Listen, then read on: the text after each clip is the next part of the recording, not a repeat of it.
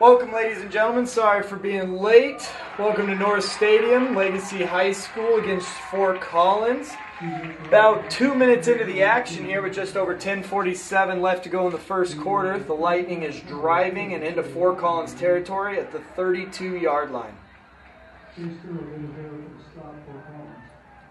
We'll get into this more tonight, but the Lightning looking to rebound from the last couple of losses that they've had in the past few contests. They come into this week 1-2. They will be playing a Fort Collins team, however, who's in a bit of a skid themselves, 0-3 on the season. Haven't really been close on any of those. So this is definitely one of the games that the Lightning hope to turn things around and get things back in their favor for this season.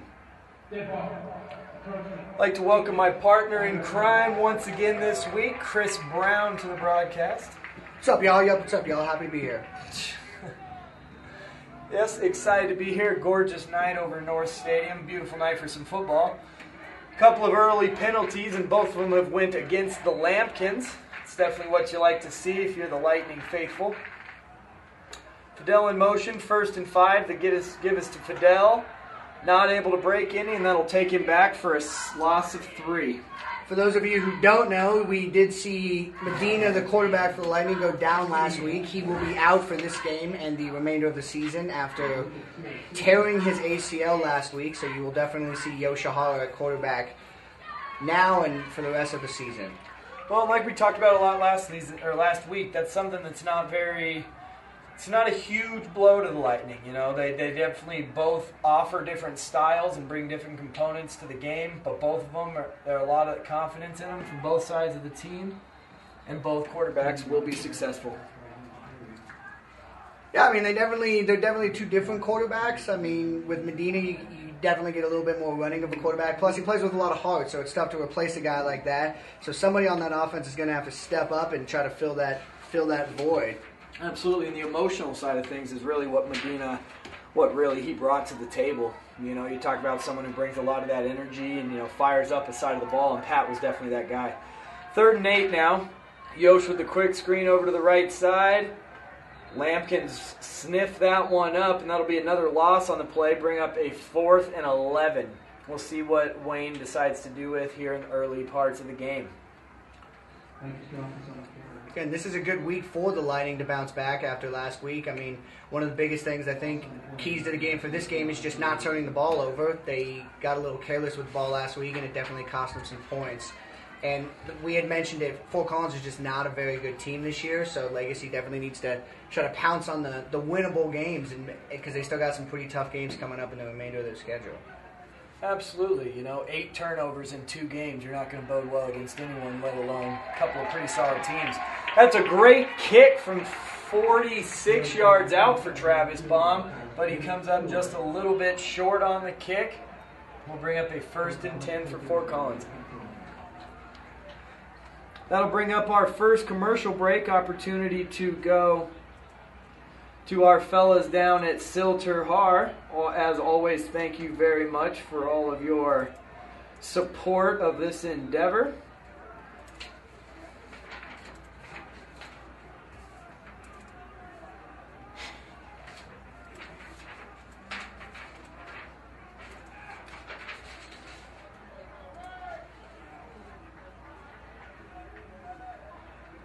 Back to the action here. 1st and 10 for the Fort Collins. He pulls the ball, quarterback on the keep, gains about 5 or 6 on the play. And this Fort Collins offense has definitely struggled this year. They're averaging around about 70 yards rushing and about 90 yards passing. They have not put up very many points in their 3 games thus far. So, and this Lightning defense is good. We saw it last week. They had their hands full with a very good Chaparral offense, and so hopefully they can step up and really kind of make it tough for Fort Collins to score. Absolutely. Like we talked about a couple of times now, just the ability to take advantage of the situation.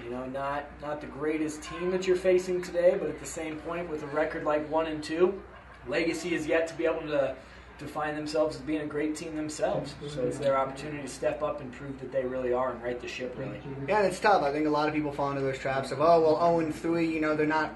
I mean, that kind of makes them more hungry for a win. So I mean, definitely come prepared, and I mean, obviously Fort Collins wants to win. This has been a little bit of a rivalry dating back to even when I was attending Legacy, so it's always a good game when these two teams get together and play. Absolutely. I'll bring up a 3rd and 1 here early in the game. Give is up the middle, and looks like, depending on the spot, we'll see whether or not he got the first down.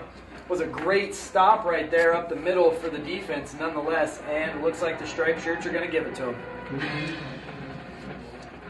So early here in the early opening stages of the first quarter, 3 minutes into the game with 9 minutes left to play here at North Stadium.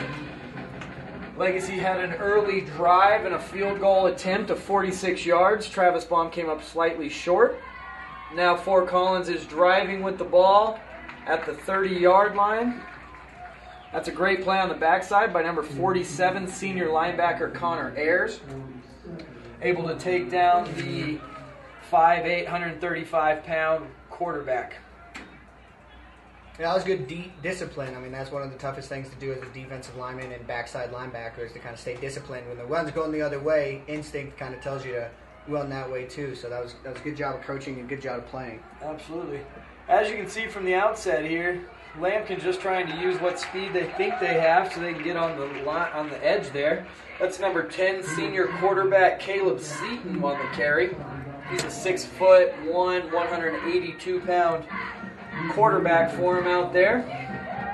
They're just trying to look to use his speed to get on the edge and see if they can find some creases in this Lightning defense. So far, they've been unable to do so. And that's going to be tough for the Lampkins, too, because their offensive line is just not – they're not as big as, I think, most offensive linemen in high school football. So, I mean, Legacy defensive line is not huge themselves, but it definitely bodes well for them that they match up better size, and so if they're quicker than them, it's going to be tough for the Lampkins throwing the ball.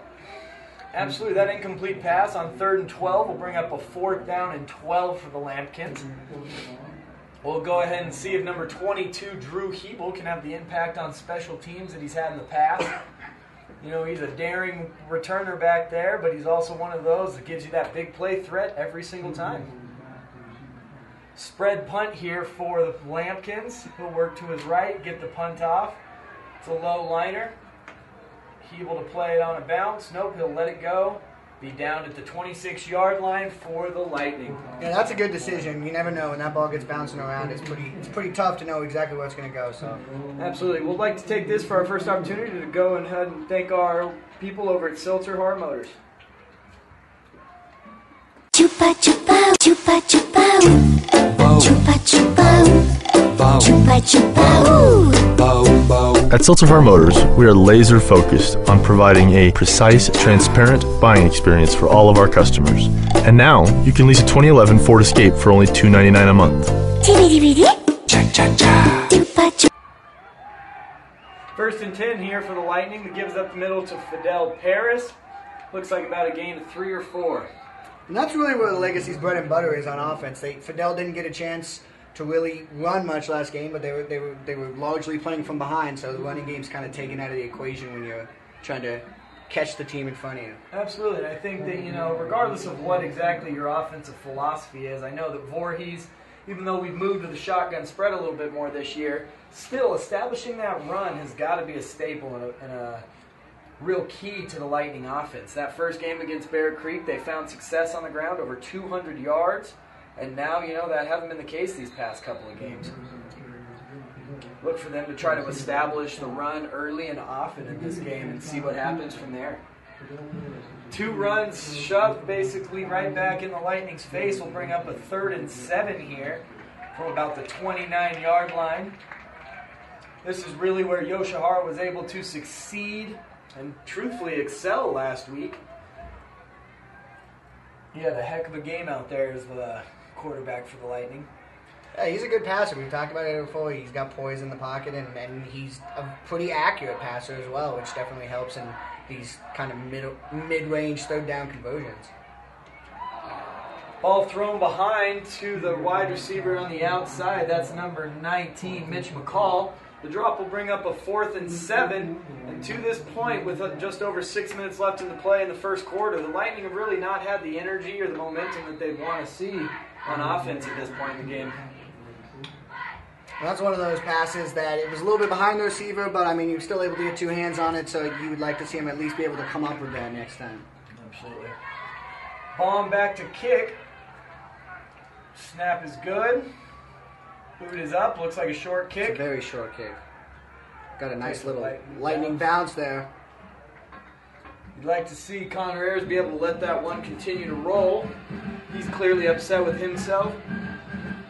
But nonetheless, a favorable bounce will bring the ball out to the 36-yard line for the Lambkins. See if that Lightning D can respond and put up another stop.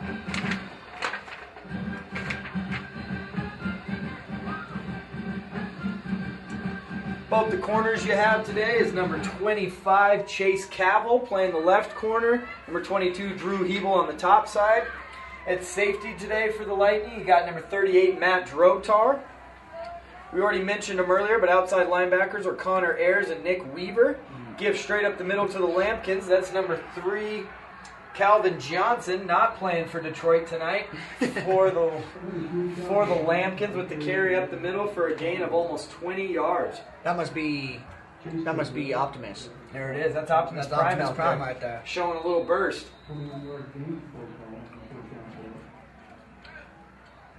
With those kind of bursts, the Lightning will look to contain Megatron throughout the rest of the game. 1st and 10. This is the first time the Lambkins have been in legacy territory. 5 wide receiver set here. 3 to the wide side. Number 1 in motion. The give is on the outside to him. Cuts it back. Not much room. Good job by the Lightning defense there. That's the senior number 1, Chase Thurgood, on the carry for the Fort Collins Lambkins. 2nd and 10 will be the play now.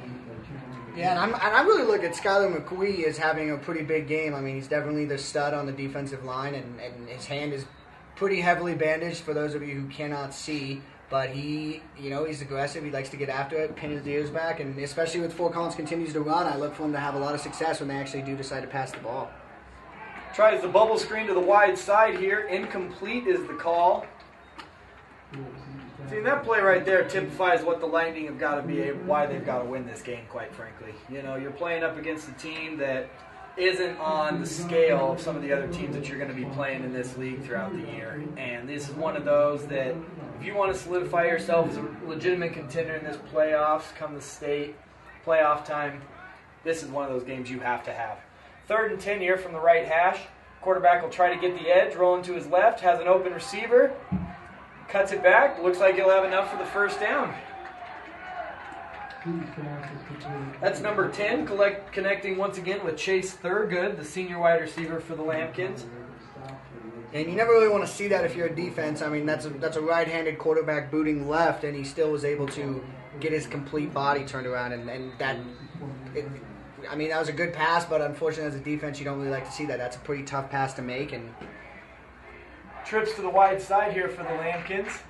The give is up the middle. Calvin Johnson, whipping and weaving. Looks like he has a gain of about 9 there.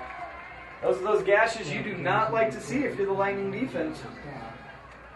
And the Lambkins are on the move here within the 20 now. I mean, in fairness, Megatron is made of steel, so it's kind of hard to tackle him. It is tough to do that. This will bring up a 2nd and 1 from the 19 here for the Lambkins. 2 wide receivers to each side. The give is up the middle to Calvin Johnson once again. Looks like the Lightning defense will wrap him up this time. It'll be a matter of a spot to see whether or not he got a first down. Definitely appears to be short from at this angle. About a yard short, it looks like. Well, maybe not. Looks like a pretty favorable spot. Well, just looking over the roster here for the Lambkins, this is one of those teams that, they're obviously probably not where they want to be record-wise, but when you look at this roster, they only have 13 seniors on this roster. Very young team, a lot of young talent. It's definitely something that's going to make them better down the line. Big 3rd down stop there, and one directly on point, just like Chris was alluding to, number 7. Yes, I'm going to say it one more time. Number 7, Skylar McGee, taking over Patrick Medina's number for moving forward. Talked to him this week about it, and he said that this was the best way he thought he could honor Patrick. The team is definitely moving forward with Yoshihara Steven as their quarterback. But nonetheless, he's still a brother to all these guys out there, and this is something they care about. So Skyler's wearing his number. Yeah, and we talked about it, trying to just keep his presence alive out there. I mean, he plays with a lot of heart, and that's one of the best ways to kind of show the team to be able to pick themselves up and kind of dust themselves off after a really tough loss. 40-yard field goal on the way from the 21. That is no good. Corey Voorhis misses from a 40-yard mark. So at this point now, you've had 2 missed field goals by both kickers for both teams. And now you still got a fresh, clean slate. So let's see if the Lightning can put some together here in the latter stages of the first quarter. Yeah, missed field goal is great for the Legacy defense. Obviously, you'd like to be able to make it so they don't even have an attempt at a field goal, but you will definitely take a miss. Bend, don't break kind of mentality, I suppose. 1st and 10 from the 20 here for the Lightning. 2 wide receivers to each side. The snap is to Yost. Drop back, look to throw. Ball thrown late to the outside. That'll be intercepted. That's number 1, Chase Thurgood, with the interception. I think the wide receiver was open there, but Yost was a little late. Looked like he couldn't decide whether he wanted to take his check down or work to that outside receiver there. And that was a tough route. He had 2 receivers in the area, so number 1 was essentially able to cover both of them. And I think you're right. He hesitated a little bit, and it cost him there. Well, let's see, in these sudden change situations, sometimes the ability of a defense to keep their back strong and not let anything happen worse than a field goal here is sometimes viewed as a success. Kind of got to pick up your offense, pick up your quarterback a little bit, show him that you got his back, and just play tough defense. Definitely. 2 wide receivers split to each side here. Pulled by the quarterback up the middle. Looks like he has a gain of about 6 on the play. Number 45, Kyle Ray, was all over the man in motion there. That was Chase Thurgood. Sounds like we're always saying his name quite a bit here tonight. But that's the beauty of this kind of offense. The quarterback saw that the defensive lineman, Ray, there was all over the option, pulled the ball, kept it up the middle, and was able to make something out of nothing. Brings up a 2nd and 4 here for the Lampkins. 5 wide receiver set. Thurgood in motion once again. He pulls the ball again right up the middle. Looks like he has enough for the first down. You definitely get the feeling that that's the kind of offense that we're going to be seeing a lot from Fort Collins tonight. Just kind of that run option where the quarterback really dictates the whole offense. And up to this point, it seems to be working. So we'll have to see if Legacy makes any changes to try to counteract that a little bit. Well, I know there was different formations on that play, but same basic result, same basic principle. If I'm not mistaken, that was number 45, Kyle Ray, once again bearing down on the motion man, but unable to come up with the play as the quarterback just pulls the ball. Sprint to the right side here. McGuee applying the pressure. Oh, that's got to be something. No penalty flag comes out. Great pressure there, however, for number 7, Skyler McGuee, all over the play. Quarterback Seaton was just able to get rid of the ball, incomplete. Could have been a grounding call there. I didn't see absolutely anyone else really that he was trying to throw the ball to. I know I'm a biased Lightning commentator here. And you also played quarterback. You know, I'll take it. I want to be critical. 2nd and 10 here from the 15-yard line. So the Lampkins could, in theory, get a first down in this drive still. 3 wide receivers split to the high side. Man in motion will balance it out. Give us up the middle. Good hole. Looks like he might have enough for a first down. Once again, depends on the spot. It's number 32, Jake Hanks. That's his first carry of the game. Pretty big boy is Jake Hanks. He's a 6'2", 230 senior. Plays double time at both defensive end and running back, as you can see. Yeah, he just kind of lowered his head right there, saw just a little bit of an opening, and just kind of rumbled and stumbled. That'll bring up a short 3rd and short situation here. Less than a minute to play at North Stadium. The Lightning faithful is really getting behind their team.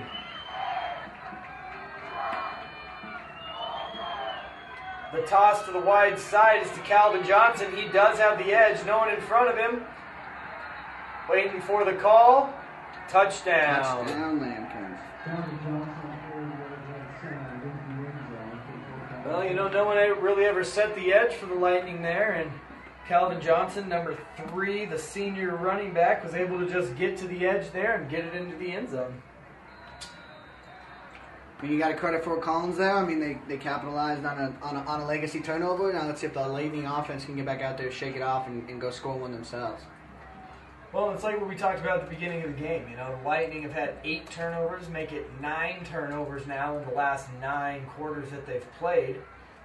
And, you know, you just can't have those kind of things. You expect to win ball games. You don't do that by turning the ball over 9 times. It definitely makes it more difficult when you're constantly playing on defense to score touchdowns. Penalty flags will fly. We'll see what the call is. The kick was up and good. Looks like they don't have any problem with it. They're jogging off the field. Must have been a defensive penalty. And that could just be a little frustration from some of those guys who just got done playing defense as well. So. PAT is good. With that being said, we'll take a second for a commercial break. We can get a player up here. Oh, that's good stuff. All right, perfect. Prepare a Wiley Ballard graphic. Do you want me to start the stream? Start the stream. Camera 3. Beautiful. We're coming in on 1. For more information on how your school can join the Play On School broadcast program, go to playonsports.com/SBP. That was just a quick message from our friends at Play On Sports. They're who make this broadcast and all the broadcasts that we've done to this point possible, giving us the tools that we need to make this kind of thing a dream and make it a reality. The penalty on the play was unsportsmanlike after the kick. With that said, they will onside kick once again. Comes up short. Yeah, that was not a very good onside kick. It probably didn't even travel 10 yards. And if you're not familiar with football, the ball must go at least 10 yards before a member of the kicking team is allowed to touch it. So a missed opportunity there for the Lambkins, and Legacy starts with a short field. Well, I know we didn't have the broadcast up and running on the opening kickoff, but the Lambkins, who did kick off at the beginning of the game, tried an onside kick as well. So it's interesting to see that they have done 2 onside kicks back-to-back to start this game. Really tells you what kind of mentality they have coming in here tonight. Bring up a 1st and 10 from the 37-yard line for the Lightning here, middle of the field. 2 tight ends on your right side here, along with Baum. Looks like we have McCall to the far side. Fidel in the backfield, along with Yoshihara. Snap and a give is up the middle to Fidel. He was met immediately once he got the ball. Well, see, this is what we're talking about right there, and it's that element that Patrick Medina brought last year, and we've even seen it in the early stages of the game here with Caleb Seaton on the opposing side. The ability of the quarterback to pull the ball in those kind of situations and try to make a play himself with his own legs is what this offense gives the ability to do. And to this point in the season, Steven Yoshihara has really been reluctant to do that. Bring up a 2nd and 15. Snap is to Yosh. Give is on the edge. A lot of room to run. Gain of about 6 or 7. It's a great run. He was able to get the edge following the block of number 81, Aaron Edwards, along with the rest of that right side of the line. Yeah, that's a good offensive play call by Wayne Voorhees. I mean, this defensive line has shown that they're active, and I think some of the best ways to actually counteract their aggressiveness is to hit them with a lot of misdirection plays, maybe even a few reverses. That's kind of how you make these defensive lines hesitate just enough so that next time you try to run that play, it'll work. Absolutely. That play will bring up the end of the first quarter, though. Lightning trailing 7-0 here at North Stadium.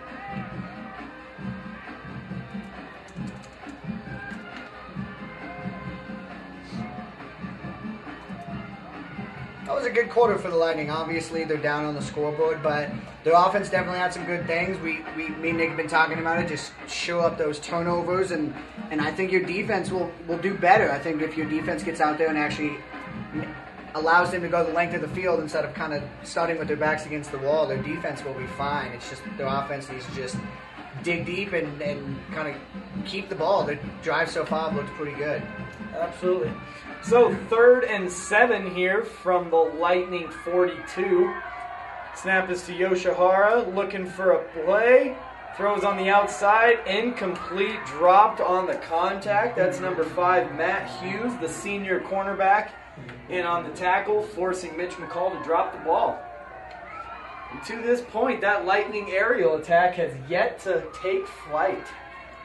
Which is a complete turnaround from what we saw last week, where that was probably the highlight of their offense, was Yoshihara's ability to actually throw the ball downfield for big chunks of yardage. Absolutely. 4th and 7 brought up here. Lightning punt squad onto the field. Snap is good. Ball rolls out. Kick is up. It's Beautiful a nice punt. tight spiral. Drives him all the way back to the 11-yard line. Cannot race to the outside. That's number 22, Drew Hebel, tracking him down. It's a great job there by the punt team for the Lightning. That was a good punt, too. That was traveled, 40, 45 yards in the air. That's a pretty solid punt. You'll take it every time. Absolutely. This will drive the Lambkins all the way back to their own 13-yard line. No more than a gain of 2 on the play there on the return. And those are those little plays that when you hear people talk about kind of momentum changes. It wasn't a turnover. It wasn't anything spectacular. But just punting, going out there and pinning them back deep, I mean, hopefully that'll be enough to really spark this Legacy defense. Well, it's a lot easier being in this situation than having the ball given to you at the 20-yard line after a play. So we'll see what kind of drive the Lightning defense can put together here. Gives on the outside to number 1, Chase Thurgood once again, and they sniff this one out. Looks like no more than a gain of 2. Legacy defense is definitely starting to figure that out a little bit. I mean, we've talked about it before. That's been pretty much Fort Collins' bread and butter so far, and they've seen it enough. They should be able to kind of get some message from the coaches on the sideline and be able to adjust and stop that play. Absolutely. Brings up a 2nd and 8 here from the 15-yard line. Trips wide receivers to the wide side here for the Lambkins. Big number 32, Jake Hanks, is in the backfield for the Lambkins. That'll bring out a penalty flag. It's probably a false start on Fort Collins. Almost like he's seen a game or two in his life. Chris Brown nails it. I've seen a few. And that will take the Lambkins back and bring up a 2nd and 13 from their own 10-yard line. You'd love to see the Lightning here force a turnover and get in the end zone with their defense. I mean, it's an obvious passing down, you would think. 5 wide receivers here spread. He is looking back to pass, and it's a draw. Tucks it right up the middle. Breaks the initial tackle. Met by a host for Lightning back around the original down marker. Lightning had quite a few opportunities there to bring him down in the backfield, but the quarterback, number 10, Caleb Seaton, able to be a little shifty and get his way out of the grasp of those Lightning. Call it a gain of 2 on the play, brings up 3rd and 8 from the left hash. This is when those defensive linemen for the Legacy can kind of pin their ears back and then get after that quarterback. Sprint out once again to the far side. Passes at the feet of number 1, Chase Thurgood. Incomplete. Bring up a 4th down from the 15-yard line for the Lambkins. And that's a good defensive stop. Even without a return here, the Lightning should still get the ball on Fort Collins' side of the field, and that just always bodes well most of the time. So, absolutely. 10 minutes left to play here in the second quarter. Number 22, Drew Hebel back to return for the Lightning. The kick is a low liner. See if he's able to get a bounce on it. He comes after it aggressively. Looks like that's going to be a turnover. Lampkin ball at the 50-yard line. And we talked about that earlier. That's once again the 2nd turnover for the Lightning now. That's 10 over their last 2 games and a quarter now. Just not winning football right there. That's tough. I said something about it earlier too. Anytime that ball bounces on the turf, it really is risky to try to run after it because you never know where it's going to go. So sometimes it's tough as a returner to do, but sometimes you just got to kind of let it bounce and live to fight another day. Well, it's tough because, he's out there. He's an aggressive, big play kind of player. Absolutely. But if you're making plays that are not necessarily the smartest, that's going to put you in a tough position. Turnovers will kill. I mean, you talk about it. He definitely just wanted to make a big play for his team after his defense just did a good job getting off the field. And it's unfortunate. You have to feel bad for him.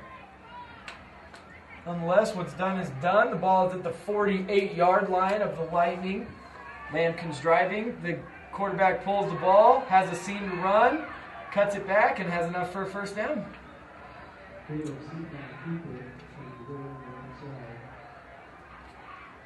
First and 10 at the 37 for the Lampkins.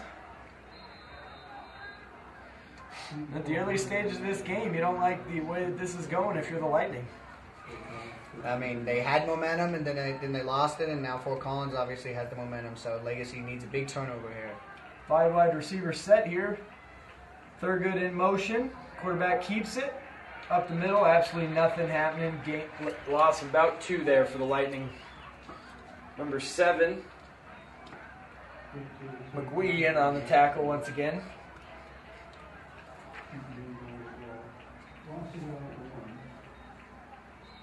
They'll bring up a 2nd and 11 here for the Lampkins from the 38. 3 wide receivers to the wide side, 1 in the backfield, 1 to the short side. Working towards the edge. Let's see if we can get there. He is able to do so. Gain of about 5.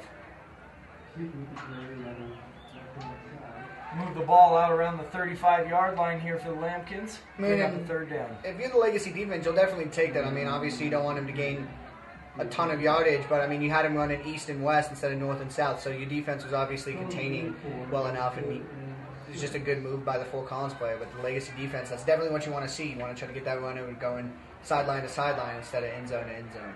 Absolutely. Bring up a 3rd and long here for the Lampkins. 2 wide receivers to each side. Snap is to Seaton, looking to set up the middle screen. Intercepted on the play. Looks like it's number 47, Connor Ayers. Great play there by the senior linebacker. That was very impressive. You don't see a lot of interceptions off of wide receiver screenplay, so that was working his way in while he's being blocked. Still able to make a big catch and a big play for that Lightning defense.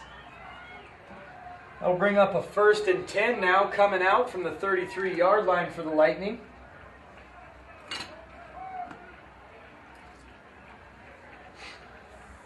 Two wide receivers split to each side.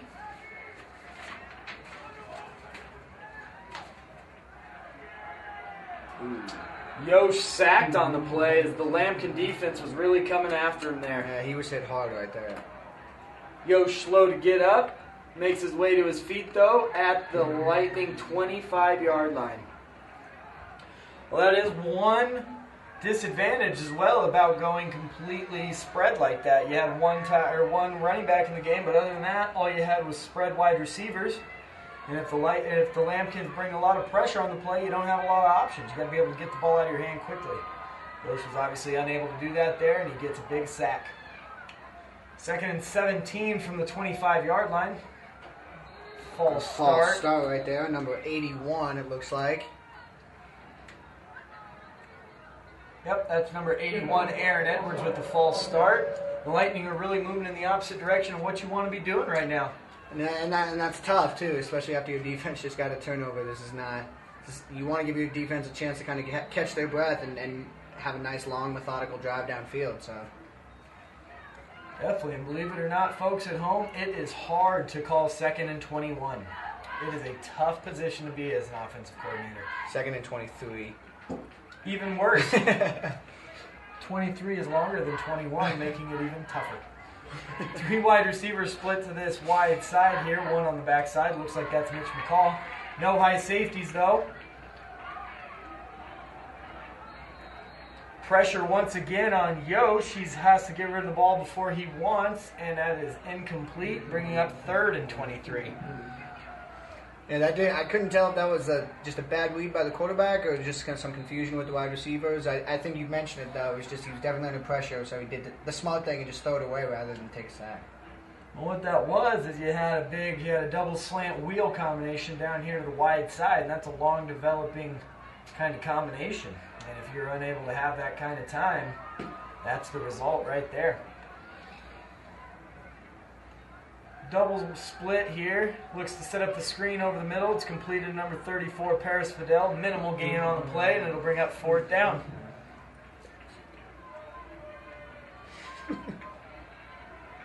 That was definitely a good play call. I like that play call. Just unfortunate that the Lambkins were expecting it and were able to stop that. But you could definitely see the development of that play right before it happened. Legacy will be punting the ball away. Let's hope for another good punt here. Number 14.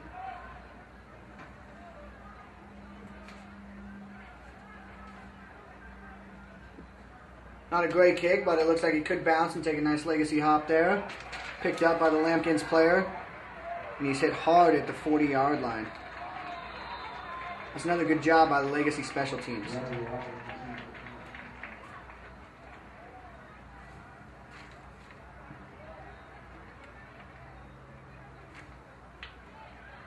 Legacy defense coming back onto the field here.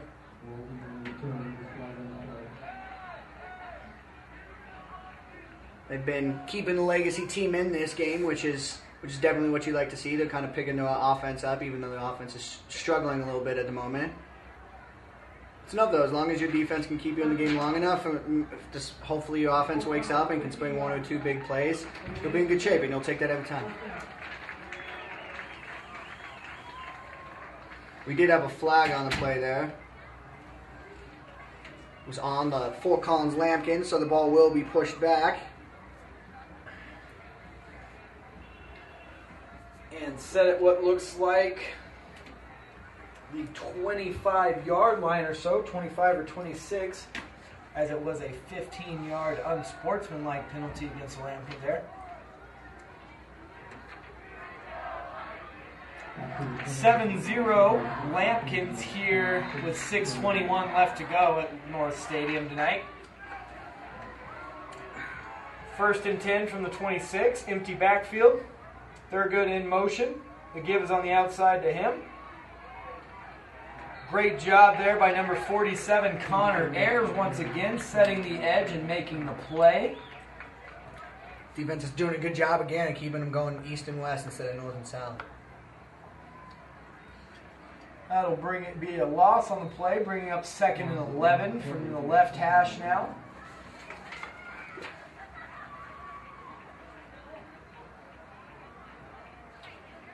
Double set, 2 wide receivers to each side, 1 in the backfield. Had a couple of men in motion there, and the Zebras were able to catch it. False start on Lambkins. That's number 17, the sophomore Brandon Storbo for the Lambkins. That young man is quite diverse. He is a wide receiver, quarterback, and defensive end all at the same time. Fairly impressive for a 16-year-old young man. He's got a bright future. At least a very diverse future.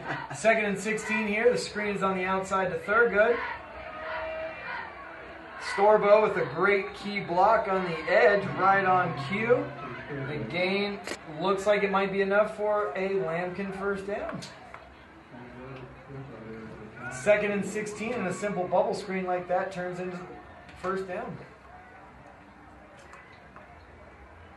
Definitely looked like it was the first successful screen that the Lambkins offense has run so far tonight. Well, if I could put my finger on one thing that's going on with this Lightning team right now, is just that lack of energy like we talked about at the beginning of the game. You know, they've had the opportunity to be in place for a few plays and just have lacked any real emotion to get things going for them. You had the big interception by the defense. Lightning come out as an offense and lose 10 yards on the drive. Yeah, no, I mean, the defense is keeping them in the game, and hopefully that energy that the defense is bringing can kind of translate well to the offense, and so the offense can get a little confidence from the way their defense is playing. 2nd and 8 here for the Lambkins. 3 wide receivers to the wide side. Goes back to the screen looking to set up double pass. He has a man open. That man open was number 6, Riley Waldley. It's a good thing Thurgood could not throw, because my goodness was he open. Yeah, Legacy Lightning defense caught a break on that one. You can see that they've been setting that play up all night, running that bubble screen a few times now. When you saw Thurgood start to gain some depth and make sure he was in the backfield, you knew something was fishy. Bring up a 3rd and 8 here for the Lambkins with 4:23 left to play at North Stadium. Quarterback pulls it, looks to work his way to the edge. He has it. He is stopped short of the first down, it would appear. Tracked down by number 45, Kyle Ray once again. 4th and 2 here for the Lambkins. They'll be in that 5 wide receiver spread punt look here. Always making any kind of fake a little more possible. Snap, and it is a punt. Kick is high. Keeble backing away from this one, and this one's going to hurt the Lightning. Roll all the way to the 2-yard line. That's one that you want to see him run up and catch now. He had an opportunity to maybe run up, fair catch that ball at the 20-yard line. Instead, lets it bounce, and it'll roll all the way down to the Lightning 3 or 4-yard line. Yeah, and you can almost bet that when he came off the field last time after muffing that punt that the coaches kind of told him, if you're not 100% sure, just play it safe. And obviously that took a very unfortunate bounce if you're a Lightning fan, but you know, when you look at the other side of it, could have been a turnover. Definitely, it could be worse. Absolutely. With that all being said, 1st and 10, 4:05 left to play here in the first half. This is the first time we've had the opportunity to see that power backfield like we talked about quite a bit last week. Toss is going to be on the outside to Fidel. Gain of maybe 1 on the play.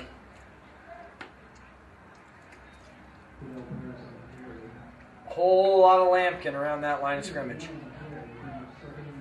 And this is where the Legacy offensive line just really needs to kind of dig deep. Unfortunately, given the area of the field that you are, if you're a Lightning fan, it's difficult to throw the ball, so it's risky. So they almost know that you're running, so you got to get creative and hope that you guys put a hat on their defensive lineman and you can get a little space and open up the playbook.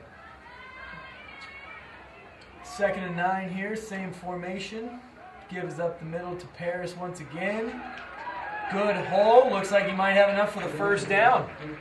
Yeah, that's what I'm talking about. Just little things like that. Just keep your offensive line aggressive and tell them that you need them to really push that defensive line back and let Fidel do the rest.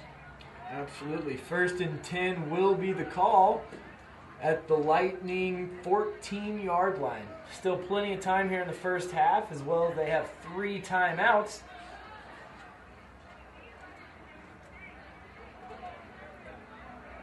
Again, give us to Fidel. He finds a big hole.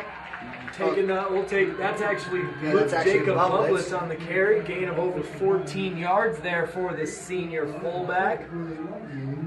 Saw that a few times last week where Jake was able to get a handoff and turn it into good positive yards for the Lightning. And once again, it'll happen there. Bring the ball out to the 30-yard line for the Lightning.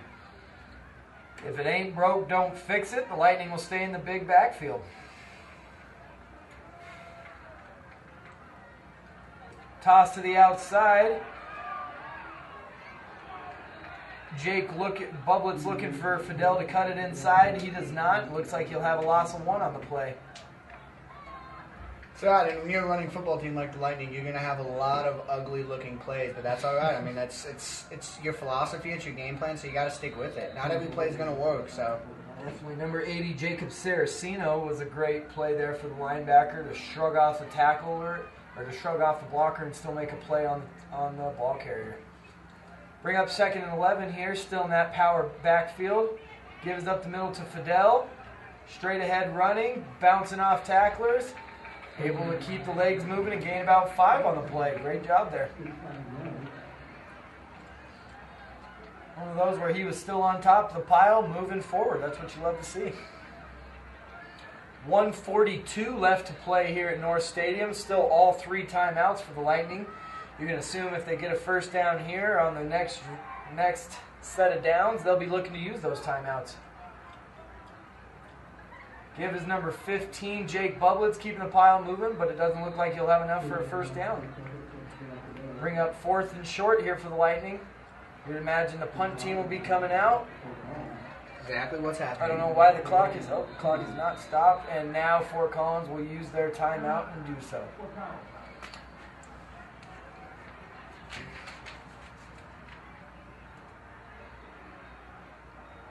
that, we'll take an opportunity to use a commercial break.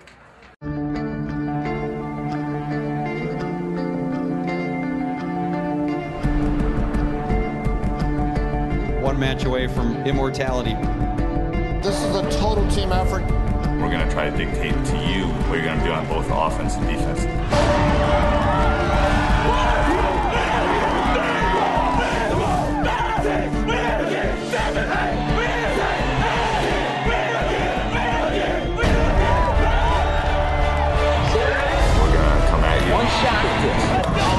Now it's time to put the hats on and go get some work done.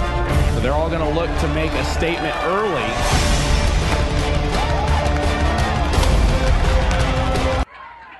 Back to the action here at North Stadium. Punt formation on the field for the Lightning here, 4th and 3.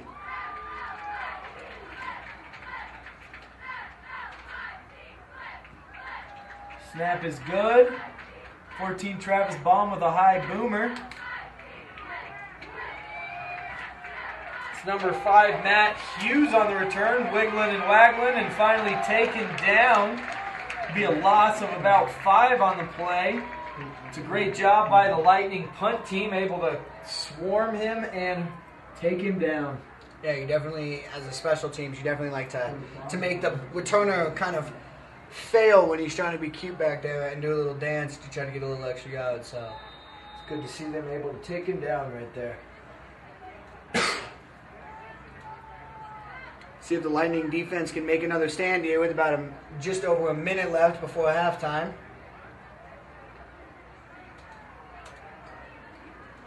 Five wide receivers set. Sorry about that. I was going to say, you'd imagine that Fort Collins would take this opportunity to maybe throw a little bit, but as I say that, they run the ball. Once again, you see the opportunity. Number 45, Kyle Ray, is within a step of hitting both the quarterback and the wide receiver motion man at the exact same time on that give. But the quarterback's able to add that other element, pull the ball, and gain a few yards. Bring up a 2nd and 6 for the Lampkins. Timeout there by the Lightning. It's interesting that the Lightning didn't look to attack during there while they still had the ball, and now they're going to take their timeouts and really force the hand of the Lampkins. We'll see if it pays off for them. Yeah, I think it would have been. I think you would have liked to see a little deep pass right there. I mean, they were doing a good job setting up what could have been a great play action pass with the long runs by Fidel. But that's it. I mean, they can still do it later. I mean, they're definitely being aggressive on the ground, so they can only open up good things later. 56 seconds left to play here at North. It'll bring up a 2nd and 5 for the Lampkins. 3 wide receivers to the wide side. Big number 32, Hanks in the backfield. So Connor Ayers is coming on a blitz. The give will be to Hanks, and he has a lot of running room. Has enough for a first down and out to about the 38-yard line. Gain of 15 plus on the play. With the first down, the clock will stop. Fort Collins doing a great job hustling, trying to get to the line. As soon as the ball is set and the chains are set, the clock will start once again. 1st and 10 from the 39-yard line. It's Thurgood in motion. Quarterback will pull the ball, but there's penalty flags on the play. That probably will be false start on the offense again. Well, it's tough in any 2-minute situation. You want to go fast, but you also want to go under control, and that didn't happen right there for the Lampkins. Especially when Fort Collins, when you run such a motion-centered offense, where there's always someone in motion, maybe one of your offensive linemen gets a little antsy there. So definitely. Number 63, Andrew Lagardio will run on for the Lightning in the substitution. The stuff up the middle by the Lightning will bring up a 2nd and long. Looks like the Lightning will use another timeout.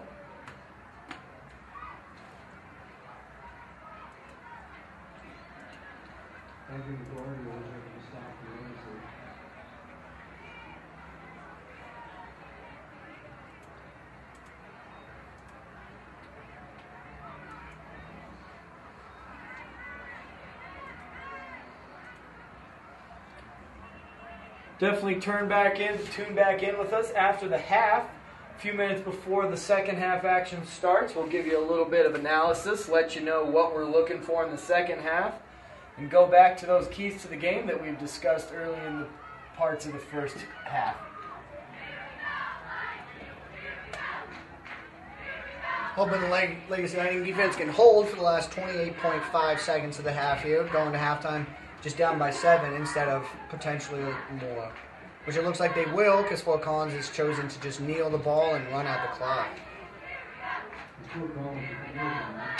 No timeouts, it looks like, by either side, so it looks like Voorhees and the rest of the Lightning coaching staff is okay with that same outcome. The time will run out, doesn't even look like they'll have to run another play.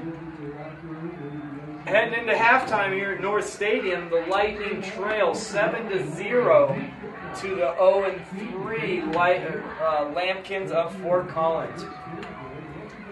We will be back with you here soon. Thank you for tuning in. We hope to have you listening in again in about 15 minutes.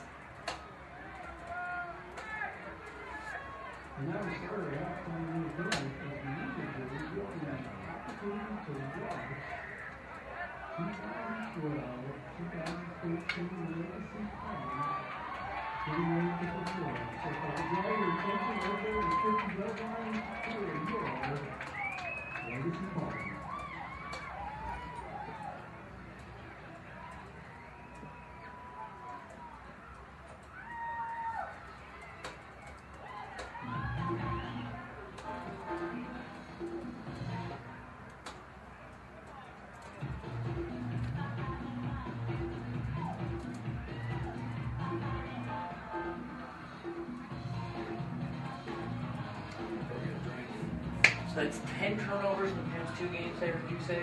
Yeah, 4. Yeah, they've had a lot. Yeah, they. what they? Yeah, 4 last game, 2 today, and then what? 4. That's 10 in the last 10. You're going to win a lot of games if you turn over the ball 10 times in 2.5 games. I don't know if you're going to win any games. That's probably true.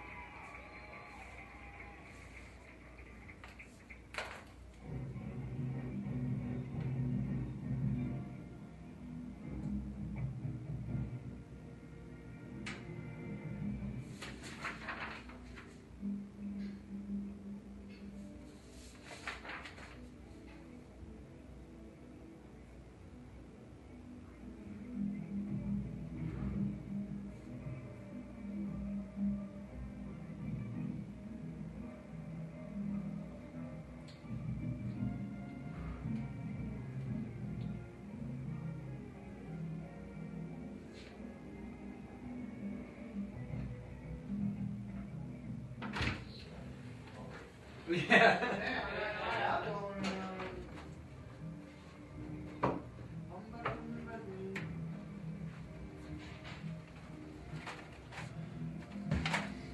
BRB.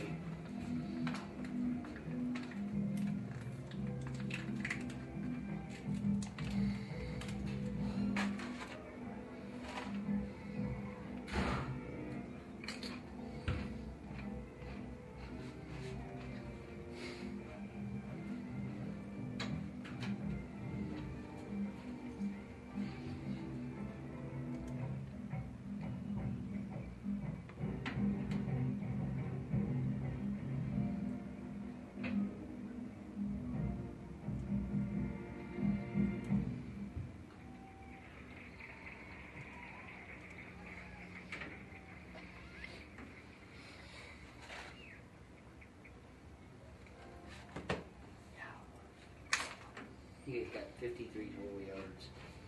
Lighting? Yeah. My goodness.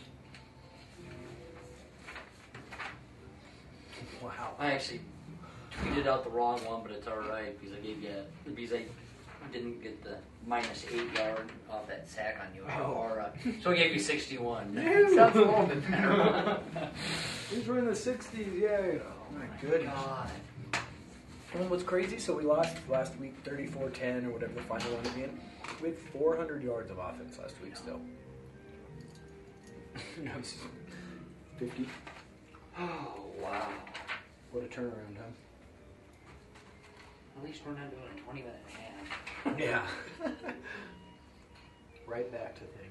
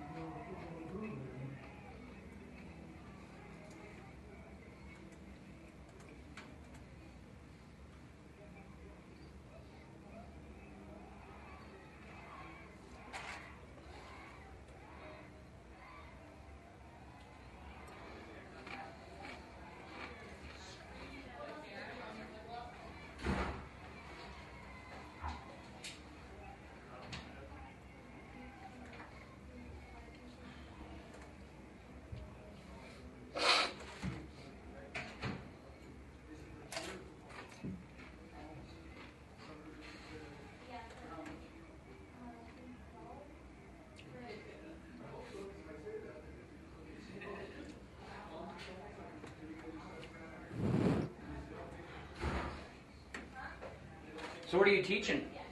I am doing social studies at Legacy. Is that what you want to do with social studies? Yeah, I was a history and politics double major at Western, and so it's basically all the same kind of thing, except I'm primarily with Voorhees as my mentor, and he does mainly economics, which is my least comfortable of all the genres, but it's still going pretty well. It's exciting. Yeah, I bet. Great set of faculty. Are you going to come meet Twaggett for him? I'm standing for the list of them. For the freshman, but it's alright. They're my boys. I apologize. Yeah, I know you like. That's why I figured you didn't ask me. I did though. Love you, Bob.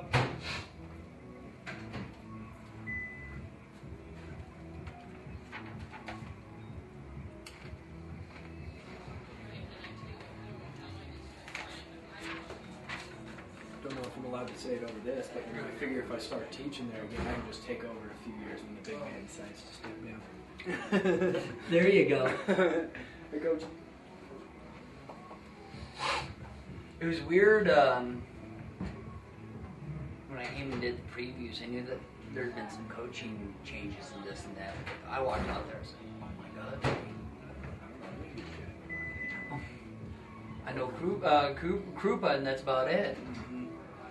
It's weird not seeing Gilly around. Yeah. And Gillis is, I think, kind of taking a year. I think he'll be back soon, to be honest with you. And He's got that, he's got a bunch of stuff going on. Definitely. Well, and he still drops in. There'll be certain weeks where he's there, 3 or 4 times during practice, and then other ones where you won't see him at all. So it's just kind of how it works right now.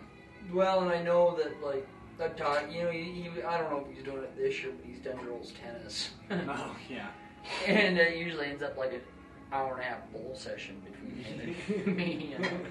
And he was kind of saying, it's just like he was actually really digging girls tennis because it was so much. He was coaching, but it was laid back and nobody gave a shit. That would be ideal. I know that it's a pretty high stress environment. Oh, Christ, yeah.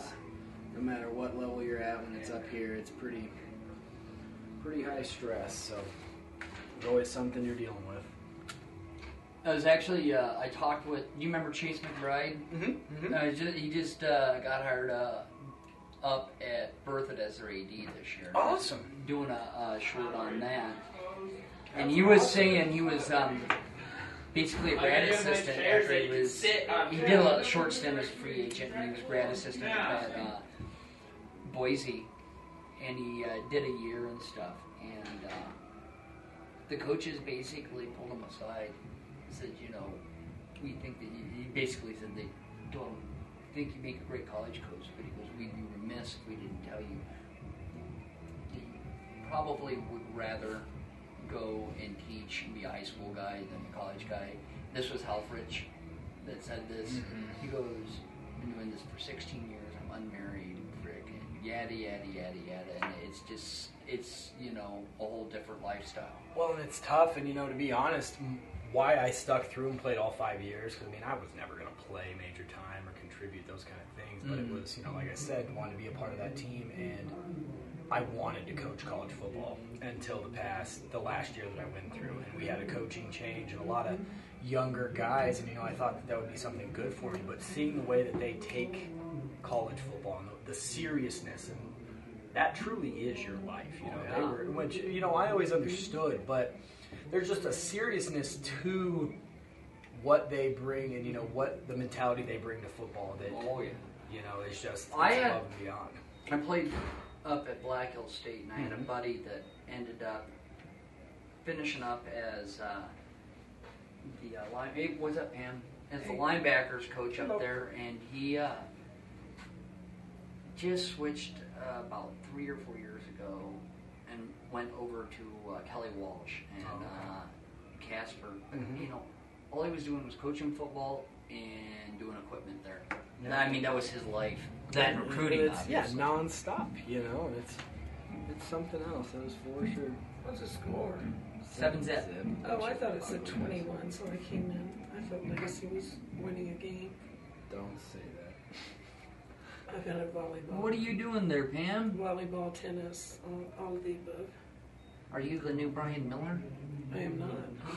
I can't write with a shit, even though I'm a nice Catholic girl that knows how to spell good. You know Catholics were the best spellers. What happened to me then? What happened to me Oh, then? you were Catholic? Yeah. In good standing. In good, well, I'm not. What? Can you turn my phone on? No. I don't know what's wrong. I don't know what happened to me. You gotta hit the on button, or is the battery I did. dead? Is the battery Why dead? did Did you recharge it? When was the last time you recharged I it? did Pam? today. I don't know.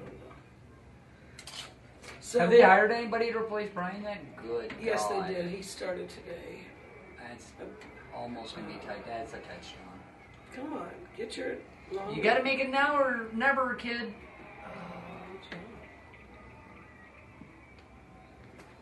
What's the verdict on Medina? ACL. Back to the action here at North Stadium. Fort Collins into a big power set right off the bat. Huge 78-yard run will bring it to the Lightning 2-yard line. Definitely not the way you want to start off the second half if you're the Legacy Lightning. Be 1st and 10 from the Lightning 2 for the Lampkins here. Back out in that goal line set. 3 tight ends, 2 running backs in the game. Quarterback will give up the middle. And it appears they have a touchdown. One play. Just better. New quarterback in on for the Lightning or for the Lampkins as well in on that series. That's the sophomore Kyler Sigsby, number 7. As you can see, an entirely different personnel as well out there for the Lampkins. For much of that first half, they were shotgun spread, at least 4 wide receivers a lot of the time. Throughout those couple of plays, they were in the full goal line set. 3 tight ends and 2 running backs. Can tell the Lightning weren't exactly ready for it and make some pay with a quick strike by the Lampkins to take a 14-0 lead. See how the Lightning are able to respond.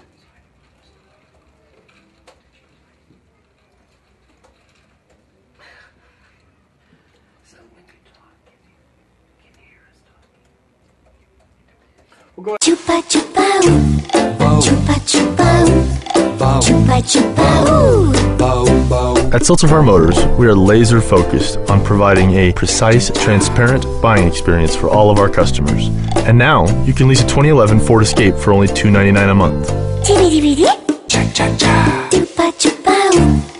Chupa chupa ooh. Why is he wearing a cape? Thinks it makes him putt better. He's gonna need a lot more than a cape. Tibbity bitty. Okay. Oh, there we go. I'm back in this one. back to the action once again. See if they get the... Nope. First deep kick here for the Lampkins. Goes to number 22, Drew Hebel.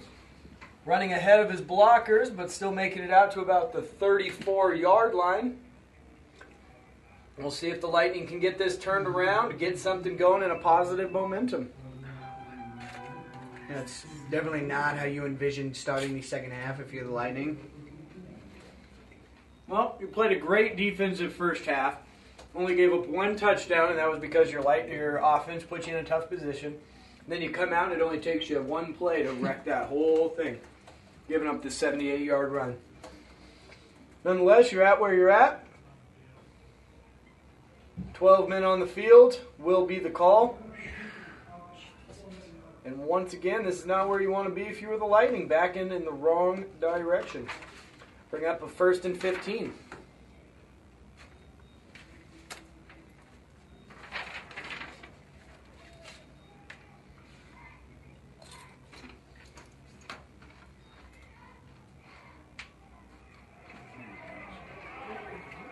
Give is on the left side to number 34, Fidel Paris. He's able to bust it out, and it's a gain of 17 off that left side. Great job there by the Lightning offensive line.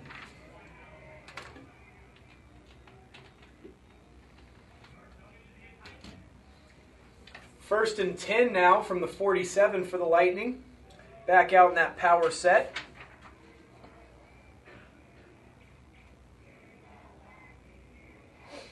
Ball mishandled by Yosh, still able to get it to the outside. It almost worked to the benefit of the Lightning. And just taken down. Fidel was one shoelace away from a touchdown there. Nonetheless, looks like he'll be right at the chains. Bring up 2nd and inches. at the 44-yard line into Lampkin territory.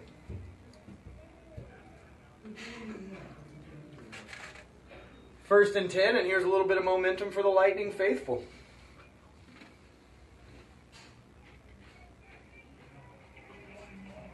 Give us to number 15, Jake Bublitz, continuing to take the pile towards the end zone. That'll be a first down and plenty more out to the 33-yard line for the Lightning. Looks like Legacy has no intention of getting out of this big personnel right now. Worked for Fort Collins, worked for us at points during the first half. Why not go to it?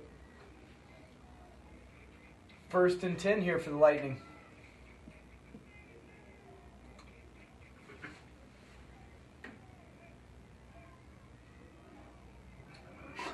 Whether or not that was intended, it will work out for the Lightning. That was a little unconventional. A little bit of what you might call improv.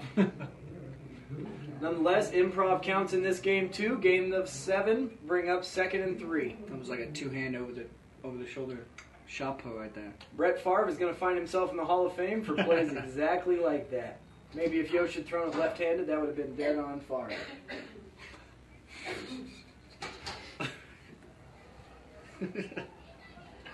Second down here for the Lightning from the left hash.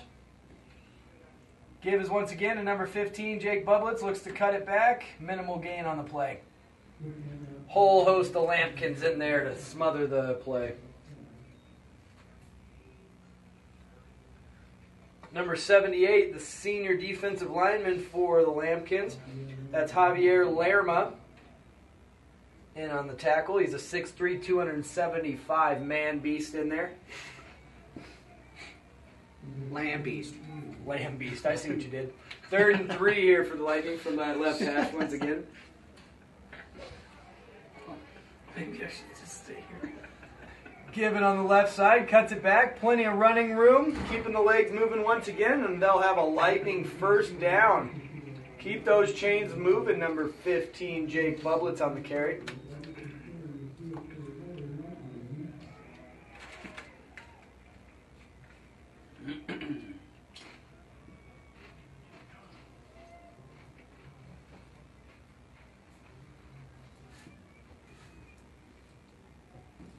Left hash here, once again coming out in the goal line set. Gives on the left side to Fidel, keeping those legs moving. Great job by the offensive line there. Looks like he'll have a gain of 8 or 9. I know I said it earlier in the first half, but if it ain't broke, don't fix it. As long as the Lightning aren't going to turn the ball over here, this looks to be a promising drive. Like we've talked about at times, their ability to not turn over the ball, because they've had 10 within the past 10 quarters of football. It's their ability to finish this play that will define whether or not they can be successful in the game.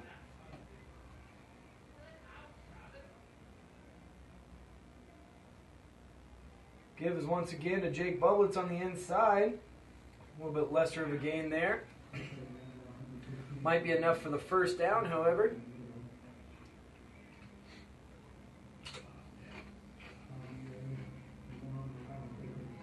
Number 78, Javier Lerma, once again on the tackle for the Lampkins.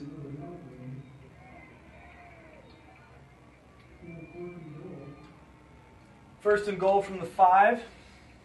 Staying in the big formation.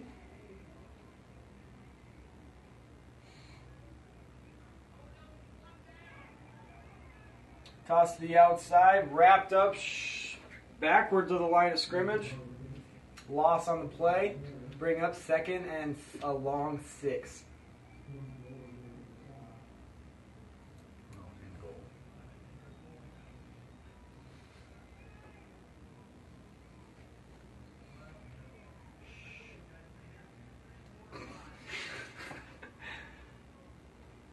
In it once again, Yosh barking up the signals. There's the snap, toss to the wide side, cuts it up, get a little bit of a crack.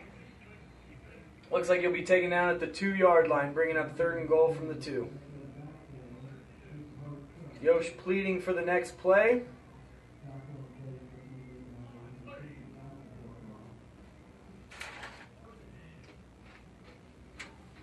Third and goal from the 2. A lot of times as an offense, this is just about pride and how much do you want it. We'll see if the Lightning can get it in the end zone here.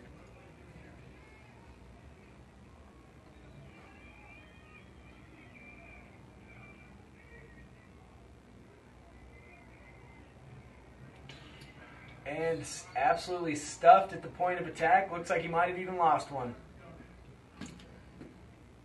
Will be an interesting call here to see whether Voorhees sends out the kick unit or will stick with it and try to ram this one in. Bring up 4th and goal from the 4-yard line. Yeah, you got to go for it here if you're the Lightning.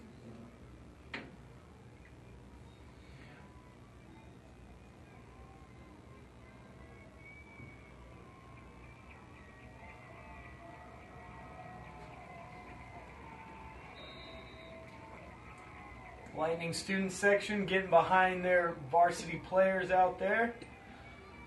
From the 3-yard line, the snap is to Yosh. Fake toss to the outside. He has a man open. Hits Mitch McCall. First play action out of that set, and it is wide open. Great play call there by the Boar Dog.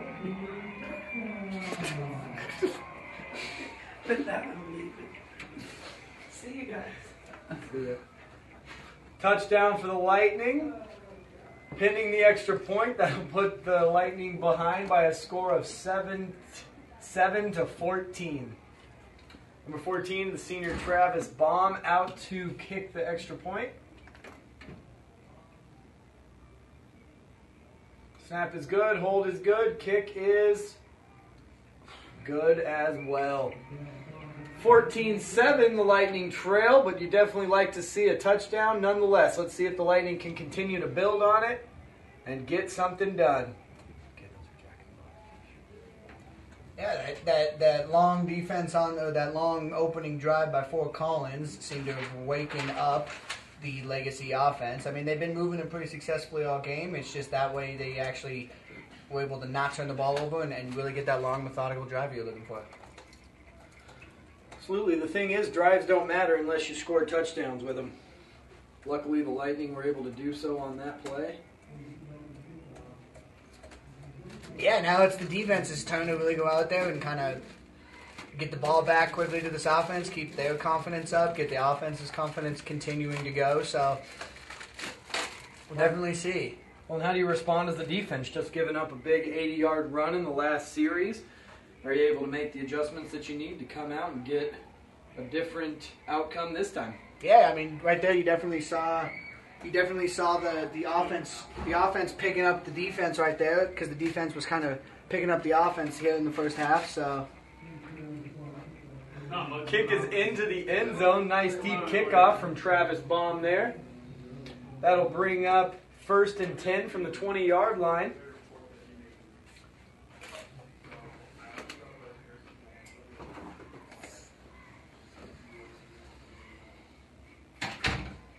And it does look like it's number 7, Kyler Sigsby, the sophomore quarterback, heading back out to go once again. Now this Fort Collins offense is giving the Legacy defense fits tonight. Well, and switching it up right back into that goal line set. The give will be to number 3, Calvin Johnson. Traditional give, gain of 3 yards off the right side. It's definitely more of a traditional style offense that a lot of these kids are used to seeing in high school football. We do have an injured Lightning down on the field. That's number 47, Connor Ayers. It's kind of hard to speculate on what exactly it looks like, but it looks like it could just be like he got the wind knocked out of him. Trainer's out there taking a look. He's played a big part on the Legacy defense tonight, so you definitely hope it's nothing serious, and then he can shake it off and definitely get back out there and help his teammates. Well, if you remember correctly, earlier in the game, Connor was able to fight off a block on a screen pass, able to intercept the pass.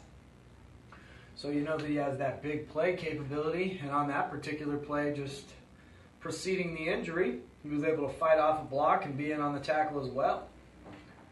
Good to see him stand up and walk off the field under his own power. Everyone clapping him up here at North Stadium. Yeah, it looks like it probably was just a stinger, and trust me, those do hurt when you get one. Just kind of knocks the wind out of you for a little bit, makes that part of your body go numb for a few seconds, but Able to shake it off, bringing up a 2nd and 6 here for the Lambkins, back in that in that goal line formation. Give will be on the left side, counter play. Lightning defense there to shut it down. That's number 8, Nick Weaver. It's a great play there by the junior linebacker.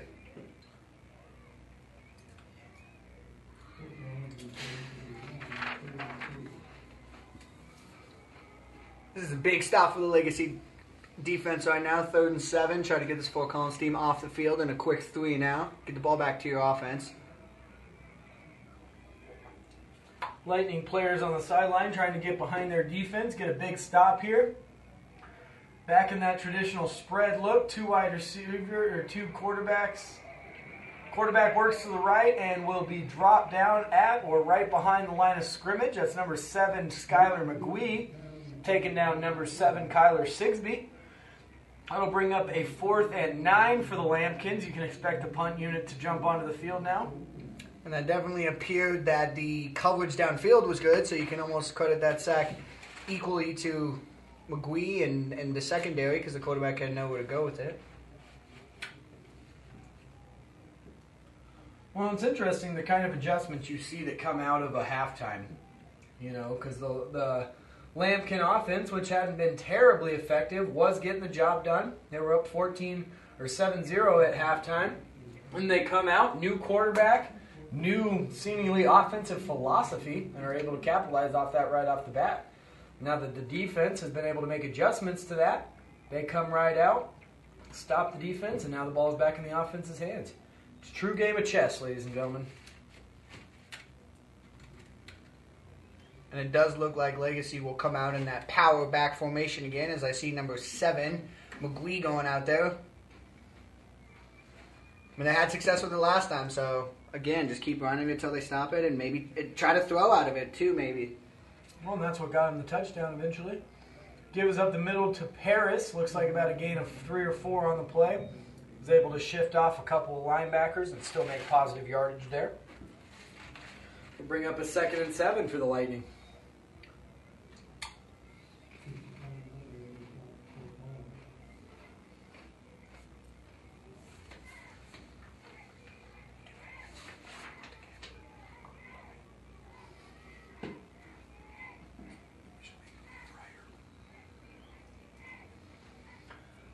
Give will be on the left side here to Fidel once again, breaking through, will squirt out. Looks like he has enough for the first down. He's got enough for a couple first downs on that one.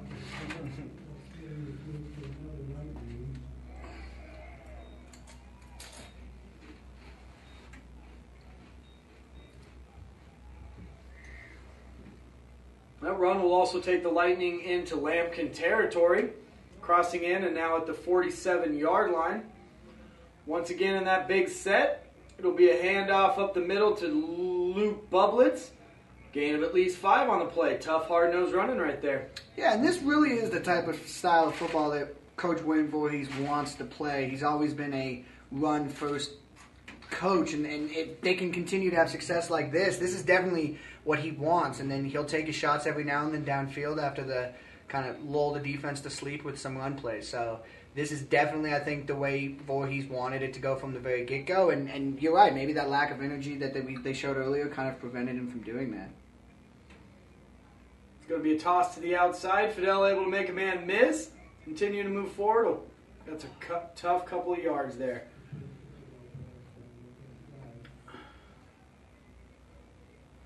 Looked like number 78, that's Javier Lermo once again, was the first Lambkin to get to him there. Fidel was able to make 1 or 2 guys miss, bringing up a gain of about 1. Bringing up 3rd and 5 here. Okay.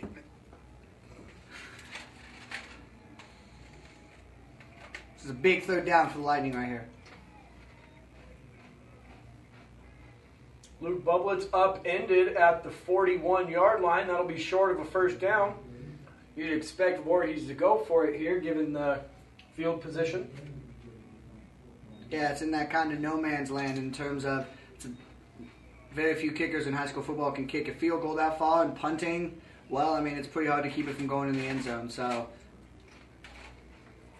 Instead, Voorhees will decide to send his offense back out onto the field.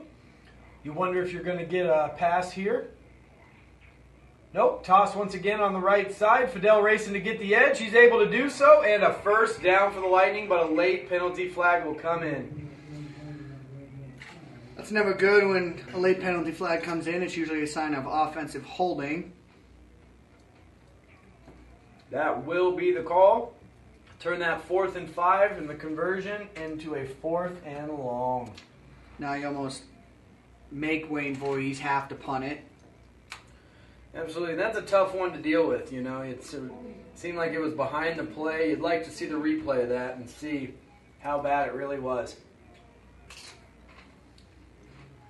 And it's unfortunate too, you know. I mean, there's pretty much holding on every play in football, and it has to be pretty obvious if the ref is able to see it. So, nonetheless, that drive will lead to a punt. Lightning territory. The snap is on Travis Baum. Nice high spiral here. Be fielded at the 10-yard line. A whole host of Lightning there, but he's able to break a few tackles. No one in front of him. That's a great return there.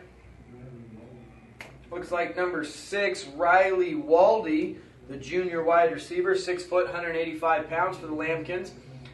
He fielded at the 10-yard line, ran backwards a little bit, eluded 4 tacklers, and was able to make something into nothing. That was a great return there by the junior wide receiver. Yeah, those kind of plays will drive you crazy if you're a coach. I mean, you had gap discipline. Your players did exactly what you wanted them to do, and they try to tackle high instead of just wrapping up his legs and bringing him down. Well, it's amazing the difference between 1st and 10 at the 10-yard line and 1st and 10 at the 35-yard line. Give is taken by number 10. Once again, that's Caleb Seaton back in the game at quarterback. Gain of a few, but there's a holding, looks like, on the play, and looks like it'll be coming back.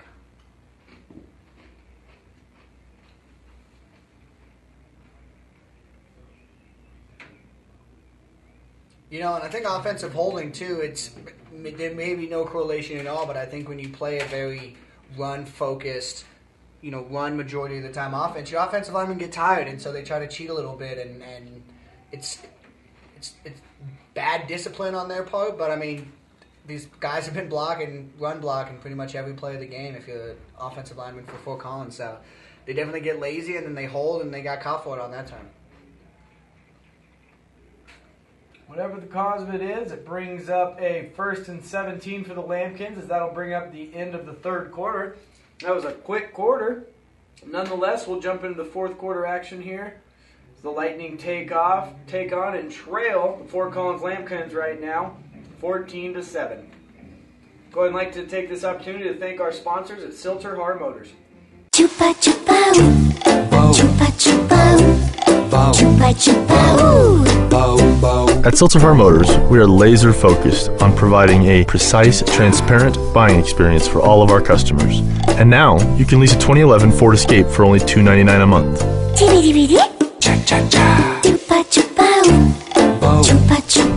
Why is he wearing a cape? He thinks it makes him putt better.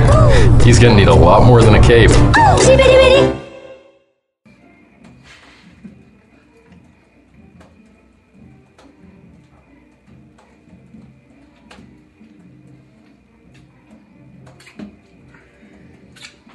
Back to the action here at North Stadium. 1st and 17 facing the Lambkins from their own 28-yard line.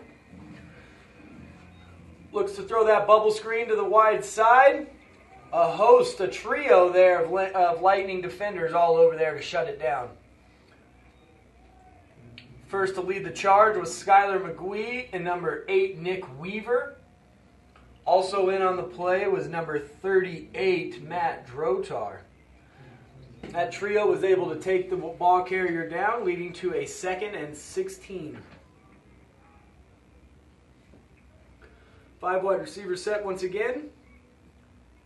Quarterback will keep the ball, work his way to the outside. He has the edge. Ooh, and he is hit hard over on the sideline. I can't see the legacy defender who made that hit, but...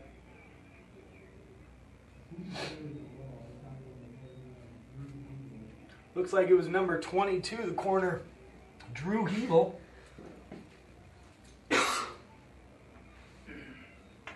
That quarterback is quick. He was definitely being pursued pretty good from the backside there, and he was able to run around and get a solid 3 to 4 yards on that. Bring up a long 3rd and 14 once again, though. Hopefully the Lightning can get a stop here, get off the field, get that offense the ball back in their hands. 2 tailbacks in the backfield for the Lampkins here. Keaton, the quarterback, looking to drop. Throws the ball. Penalty flag is out on the play. It'll be interesting to see what the call is. Didn't really see much down here. Yeah, I don't see any way they can call that defensive pass interference. It is on the Fort Collins team. Looks like it'll be declined nonetheless.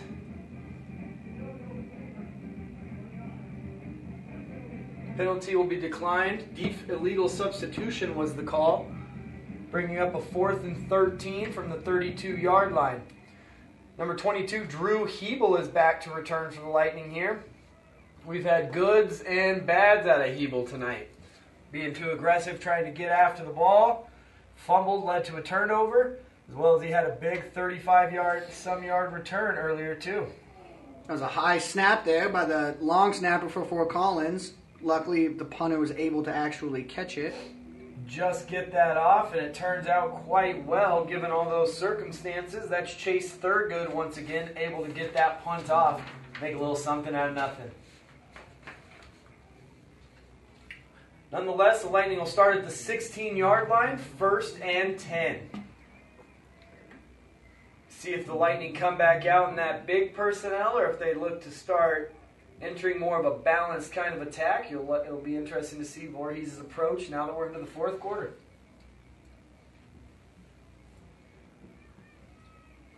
Looks like it's more of regular personnel. 2 tight ends, 2 wide receivers here. Balanced set. Only Fidel in the backfield with Yosh. And the give will be to Fidel on that outside. He is met immediately by number 27.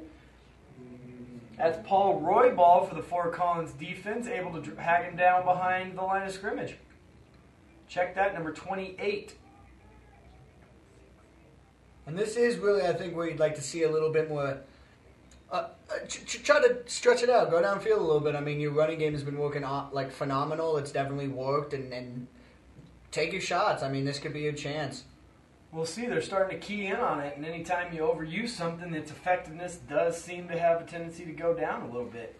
That's what you might see on that first play. 2nd and 14 here. Yosh takes the snap, looking to pass, pressured in the backfield, and he will go down. You're definitely not seeing the same kind of tempo and the same kind of cohesion that you had last week in that Lightning passing game. Yosh has seemed like he's been under pressure when they have decided to pass. He hasn't been moving in the pocket as well as he did last week. Doesn't look like much has worked out much better for him. Bring up a 3rd and very long here for the Lightning. Yosh standing in his own end zone. Ball at the 5-yard line. Just under 9 minutes to play here. Screen will be on the outside to number 19. Mitch McCall has a bit of a seam, but will be taken down at the 15-yard line after a gain of 9 or 10. Yeah, and that's a tough play. I mean, that play doesn't look like much, but that is a pretty good play call. I mean, you don't have a lot of plays in your playbook that will get you 20-plus yards. So you just got to play it safe, get your punter a little bit more room, and hope you can get a good punt and get your defense back on the field. Well, I think what you just said right there is the biggest thing, get your punter some room. You knew you were going to have to punt in that situation. It's not very fun punting from your own end zone. This at least gets Travis Baum, the punter, out to about his 2 or 3. Low liner here. Hopefully the Lightning will get a good bounce, and just as I say that, the opposite happens. Jinxed them. Ball will be stopped at the 48-yard line, down by number 22, Drew Hebel.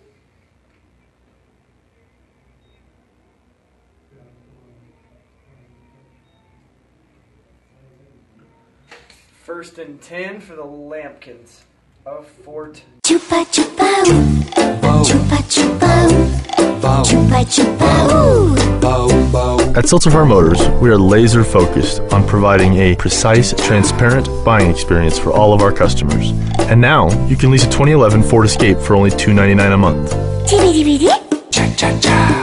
chupa ooh. Chupa chupa ooh. Why is he wearing a cape? He thinks it makes him putt better. Quick turnaround and back to the action here. 5 wide receiver set. That's Thurgood motion. The give will be to Thurgood off that right side. Ooh, he is upended. Great defensive play there. Looks like that's number 47, Connor Ayers. We have definitely called his name quite a few times today. Senior linebacker stepping up for the Lightning. We'll bring up a 2nd and 9.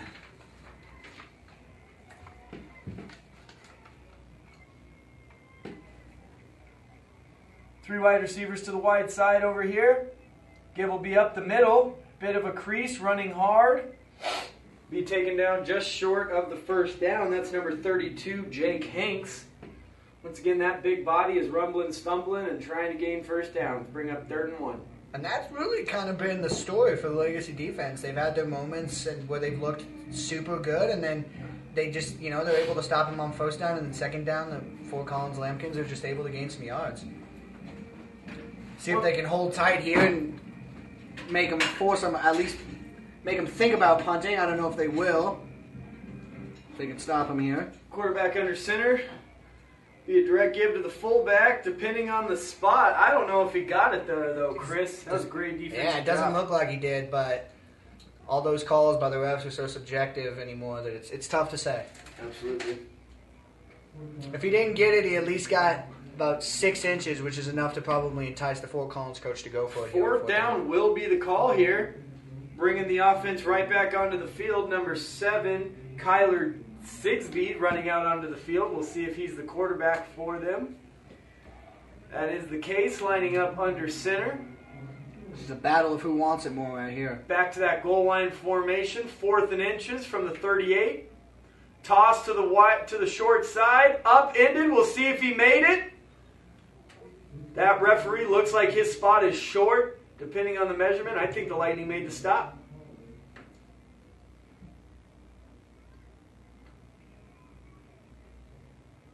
As the Zebras deliberate, we'll see.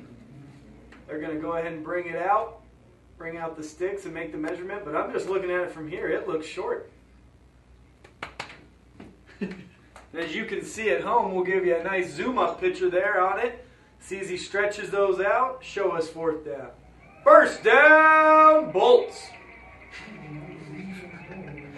You kind of got to question the Lambkins' choice of offensive play there. I mean, you got this massive fullback who's been running over Legacy defenders all night, and you go with a pitch play. It's a little unconventional, and I mean, credit to the Legacy defense for being ready for it, because that is not what I would have guessed they would have run there. It's a great play. I think that the outside linebackers have been really stepping up the entire night for the Lightning. They kind of ran into our strength right there.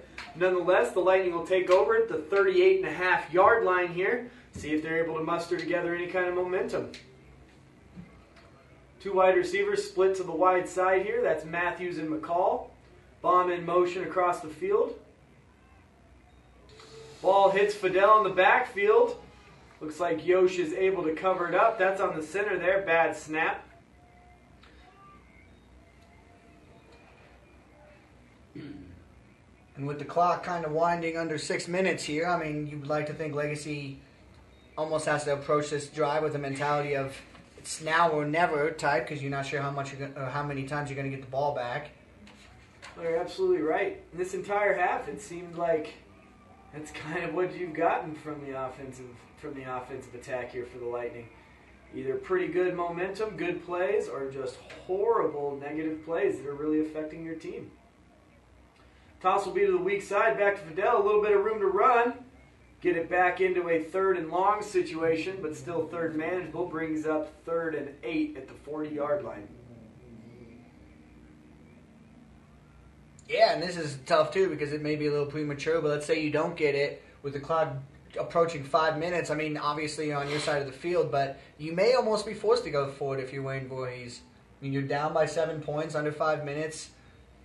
Best case scenario, you get the ball back with maybe 3 minutes. It's a tough situation.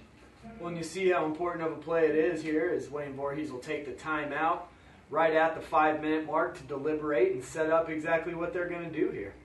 I think you're absolutely right. This is a huge play if you're the Lightning offense. Because, just looking at the options, so say you don't get this, you punt the ball, gets the ball maybe down to the 30, 20-yard line if you're them, but nonetheless you have to get a stop. Now only 2 timeouts to play.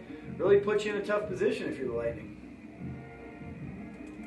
I think right now would be a good time if you Wayne Voorhees to try to hit him with a pass. I mean, I know you've had some issues with the quarterback and center miscommunications and mishaps, but I mean, you've been setting up the run. I mean, 8 yards when you're running well is still tough to get, so I'd like to see him kind of air it out a little.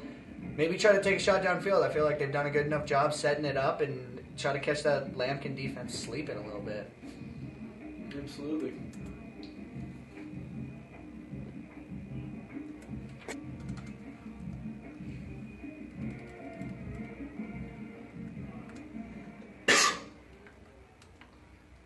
Travis Baum in motion.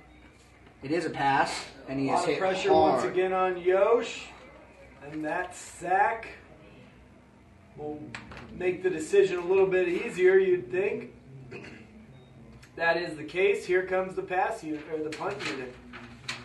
Yeah, unfortunately with that sack, the decision to go for it on 4th down is kind of taken out of Voorhees' hands. You just got to rely on your defense and hope that they can get you the ball back quickly. Looking for an absolute boomer when it comes to the punt here from number 14, Travis Baum.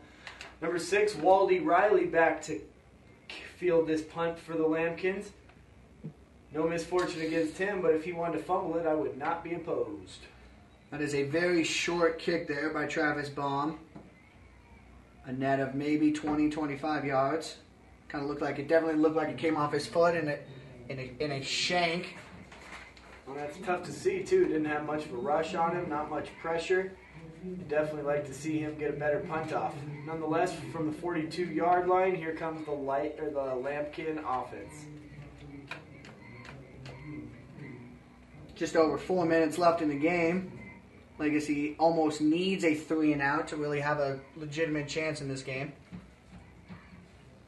I think you're right here. If they even get a first down, this kind of do or die if you're the Lightning defense. You can burn your timeouts, but you'd like to try to save them for offense if you get that chance. 5 wide receiver, quarterback keeper. Number 57, Travis Ebbs, right there for the Lightning to make the play. Good job there by the defensive lineman.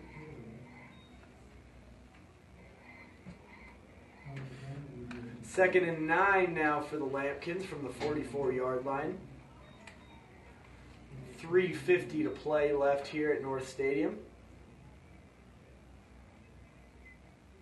Fort Collins is milking the clock, as you would expect. 2 wide receivers to each side. 1 tailback in the backfield there with number 10, Caleb Seaton. The snap, and he'll pull it, work to the outside, able to put his foot in the ground, gain about 5. That'll bring up a vital 3rd down here for the Fort Collins offensive attack. 3rd and 5.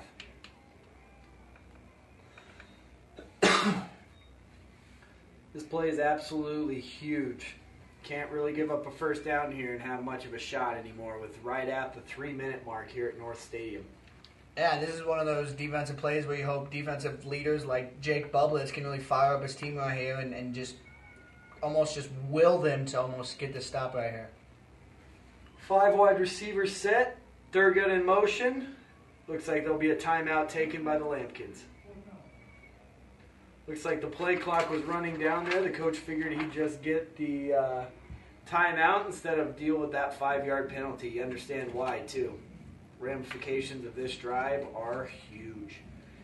Like we talked about with Voorhees on the last 3rd down, you really want to, as a coach, make sure you have the right call out there. Make sure that you're putting your guys in the right positions to be successful. And hopefully get the stop if you're the Lightning defense.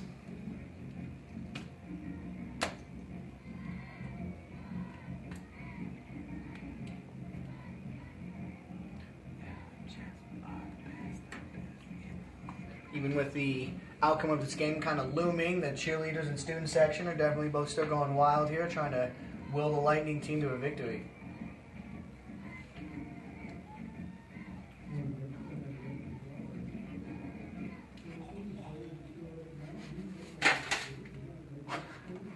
Third and 5 here. Ball spotted at the 48-yard line. 5 wide receivers set. Looks like Thurgood's going to come in motion to the wide side. The give will be on the outside to him. Cuts upfield. McGuee unable to make the tackle. And that'll be a first down for the Lampkins. Yeah, McGuee had him in the backfield, and the running back just kind of planted his foot and headed upfield.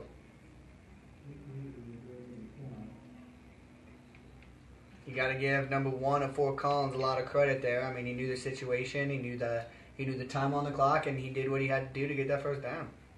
Absolutely. The Lightning going to have to start considering using their timeouts here. Just under 2:30 left to play here. Still good motion once again. Can expect to give right up the middle here. That is the case. He is met by a host of Lightning defenders. Little to no gain on the play. That'll be the second timeout charged to the Lightning. Stop the clock with 2 minutes and 12 seconds left in the fourth quarter. I'll bring up a second and pretty much 10 yards. 9 3/4, Chris. Don't short these folks at home. Second and 9 3/4 yards. You're welcome, folks. Ball will be on that left hash here for the Lightning, 41-yard line. This is a dire situation if you're the Lightning Bolts. This is not where you thought you'd be coming into the fourth quarter of the game against Fort Collins here tonight. I mean, it's never where you want to be in the fourth quarter in general, but yeah, we talked about it. This Fort Collins team, this was a game that I personally thought they would kind of run away with, and you're right. It's obviously incredibly disappointing for the players and coaching staff to be in this situation. Nonetheless, there is a slight bit of hope, and as Obama would say, yes, we can. Number 10 in the shotgun once again, 2 receivers to each side. Thurgood in motion. The give will be on the outside to him. Puts his foot in the ground. That'll be another Lampkin first down. Still breaking tackles. It'll be interesting to see if there is a penalty flag late, though. Holding or potentially unsportsmanlike conduct, I cannot tell you on who. We will see what the call is. Hopefully, for the legacy standpoint, it's able to take him back. That is not the case. Have a face mask on the Lightning.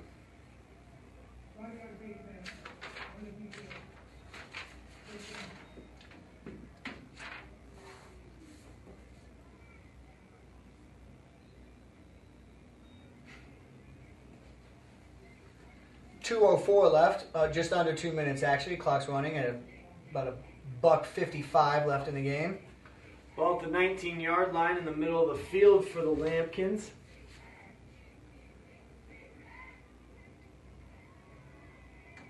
Into the goal line formation here.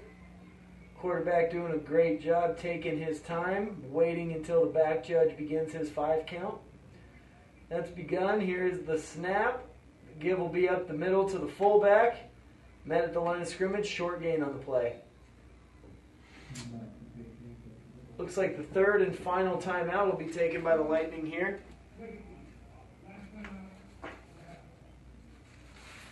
It'll stop the clock with 1:26 left.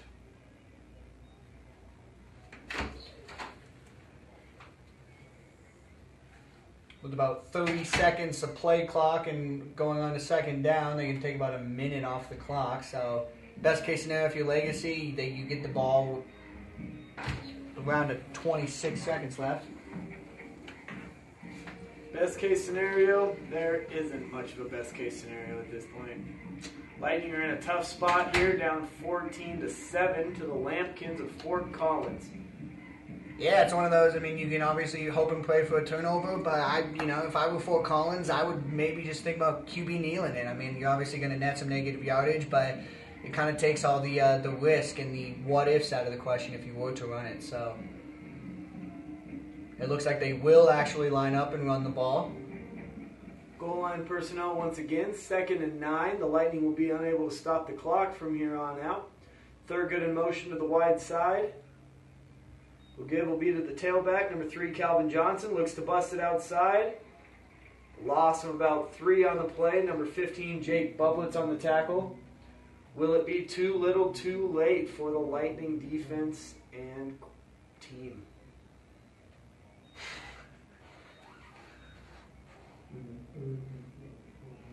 Third and 12 here for Fort Collins from their own 21-yard line.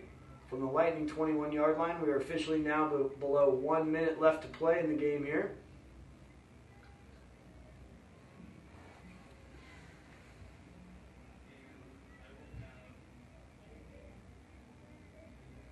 Give will be up the middle. Stop short of the first down. 3rd and 9. That'll take you under the 40-second mark. 4th down for the Lampkins.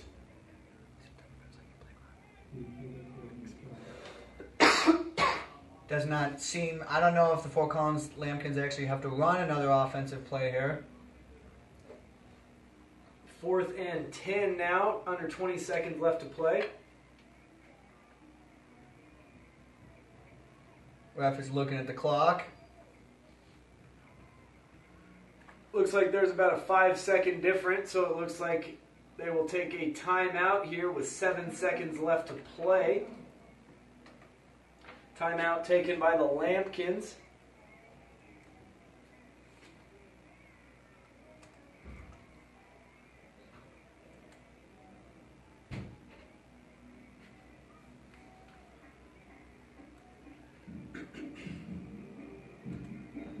Well, we talked about at the beginning of the game, the ability to run the ball. I think the Lightning did that relatively effectively at times. The ability to not turn over the ball as the Lightning staff. While 2 turnovers is better than 4, nonetheless, 2 turnovers is too many. And finally, the ability to respond to some tough circumstances. You know, you've lost a couple of games here if you're the Lightning team. This loss, albeit without some miracle forthcoming, will put you at a 1-3 mark on the season, even more so where you didn't expect to be as a Lightning football team.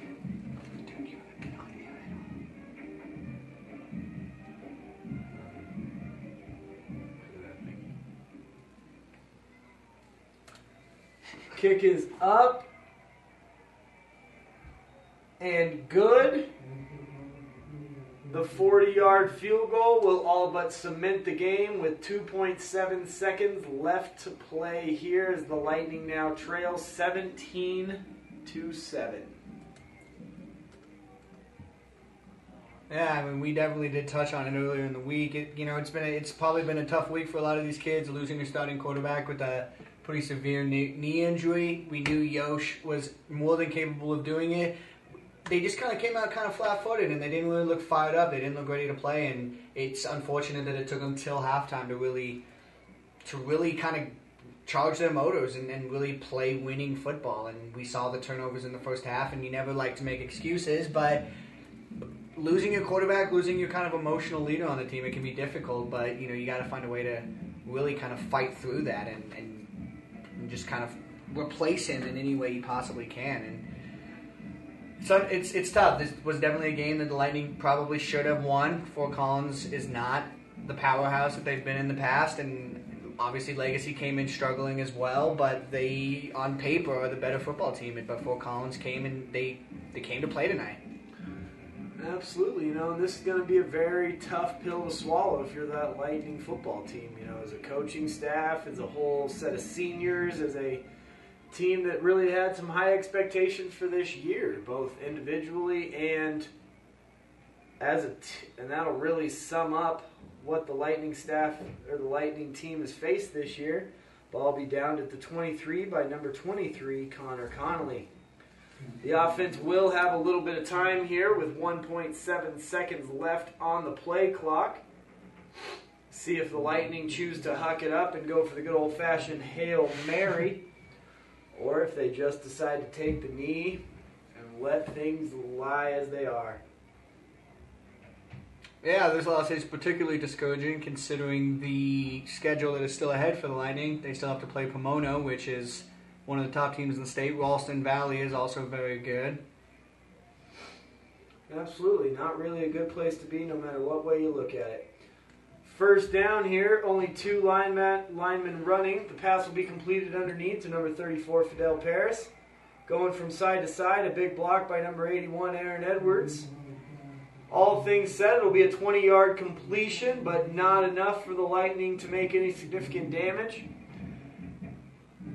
Taken down at the 45-yard line. Disappointing night here for the Lightning as they fall 17-7 to the Fort Collins Lambkins. It's tough to see, tough to swallow, tough to accept if you're the Lightning team.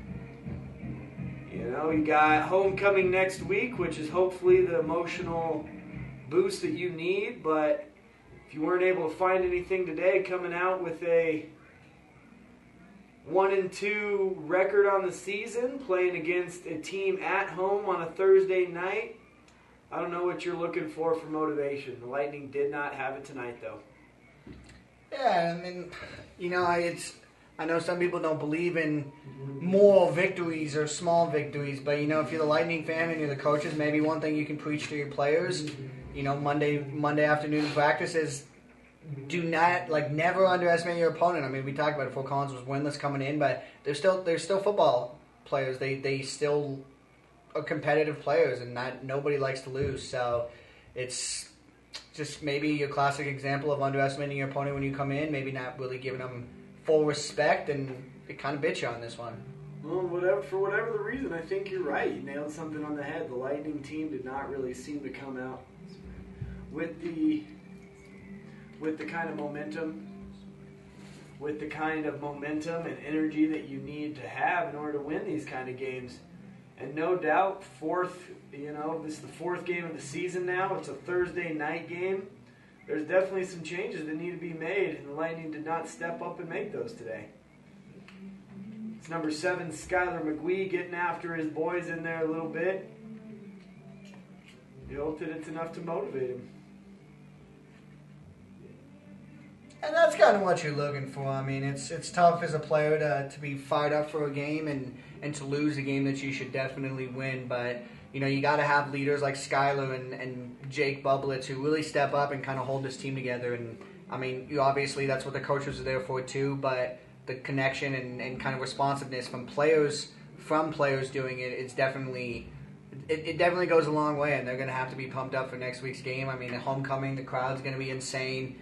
They got a good team coming in Arvada West that is also hungry. They're looking for wins as well. So, and it's always fun if you're an opposing team to kind of ruin the other team's homecoming. So they're going to have to be ready. They're going to have to be prepared, and they're going to just have to find a way to put this loss behind them and just really just kind of focus on next week.